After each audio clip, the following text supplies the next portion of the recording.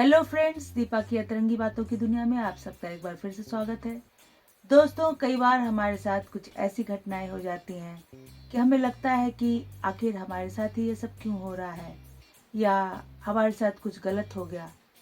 परंतु इस तरह की घटनाओं के पीछे भी कोई ना कोई अच्छाई अवश्य छुपी होती है। आज इसी संदर्भ में मैं आपको एक कहानी सुनाऊंगी। पुराने समय की बात है। एक छोटा सा गांव हुआ करता था। वहाँ के सभी लोग बड़े गरीब थे। वहाँ की मिट्टी भी उपजाऊ नहीं थी और कोई व्यापार भी फल फूल नहीं रहा था। वहाँ के ज़्यादातर लोग बड़े ही सीधे साधे और भोले वाले थे। परंतु उसी गांव में एक बहुत ही विद्वान व्यक्ति भी रहता था। वो लोगों को अक्सर समझाने की कोशिश करता था, परंतु कहते हैं ना कि जब पेट में अनाज ना हो तो ज्ञान की बातें अच्छी नहीं लगती। तो उस विद्वान व्यक्ति की उस गांव में कोई पूछ नहीं थी। एक दिन एक सिद्ध महात्मा उस गांव से होकर गुजर रहे थे, तो गांव वालों ने उनसे अनुरोध किया कि कुछ दिन इस गांव में ही ठहर जाएं। और गांव वालों ने यथाशक्ति उनका स्वागत सत्कार भी किया।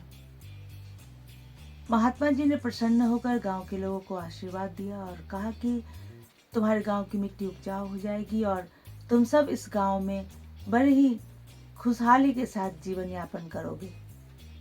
जब वो विद्वान व्यक्ति उस महात्मा जी को प्रणाम करने आया, तो महात्मा जी ने कहा कि तुम्हारे साथ कुछ ऐसी घटनाएं होंगी कि इस गांव से तुम्हारा ठिकाना ही उठ जाएगा। यह गांव तुमसे छूट जाएगा। यह सब सुनकर उस व्यक्ति को थोड़ी तकलीफ तो हुई, परंतु महात्मा जी ने उसके किसी भी सवाल का जवाब नहीं दिया और मुस्कुराते हुए गांव से बाहर चले गए। कुछ दिनों के बाद एक झूठे इल्जाम में फंसने के कारण उस विद्वान व्यक्ति को गांव वालों ने अपने गांव से निकाल दिया। जान बचाकर वह व्यक्ति भागता भागता एक अनजान शहर की सीमा के पास जाकर बेहोश होकर गिर पड़ा। उस शहर के सैनिकों ने उसे उठाकर राजा के समक्ष प्रस्तुत किया। उस वक्त राज दरबार में शास्त्रार्थ चल रहा था। अनेक शहरों के बड़े बड़े विद्वान वहां उपस्थित थे और अपने ज्ञान का लोहा मनवाने की कोशिश कर रहे थे। राजा की अनुमति पाकर उस विद्वान व्यक्ति ने भी उस शास्त्रार्थ में हिस्सा लिया और सभी विद्वानों को अपनी विद्वता का लोहा मनवा दिया। प्रसन्न होकर राजा ने उसे अपने दरबार का मुख्य सलाहकार नियुक्त किया। अब तो उस विद्वान व्यक्ति की जिंदगी ही बदल गई थी। कुछ समय पश्चात उस विद्वान व्यक्ति की भेंट उसी महात्मा जी से हुई। महात्मा जी ने मुस्कुराते हुए कहा कि अब तो तुम्हें अवश्य समझ में आ गया होगा कि मैंने तुम्हें उस तरह का आशीर्वाद क्यों दिया था।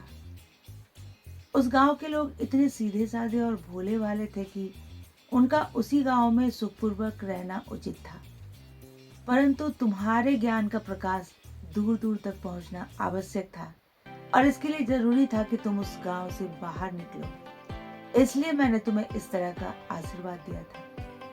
तो दोस्तों, अगर कभी हमारे साथ कुछ ऐसी घटनाएं हों जो हमें पसंद ना हो, जिसे अनुभव करके हमें ऐसा लगे कि सही नहीं हुआ हमारे साथ, कुछ गलत हो गया हमारे साथ, तो हमें उसके अच्छे पहलू को भी अवश्य ढूंढने की कोशिश करनी चाहिए। ऐसे ही कुछ अन्य तरंगी बातों के साथ मैं फिर से हाजिर होंगी। तब तक के लिए बाय बाय।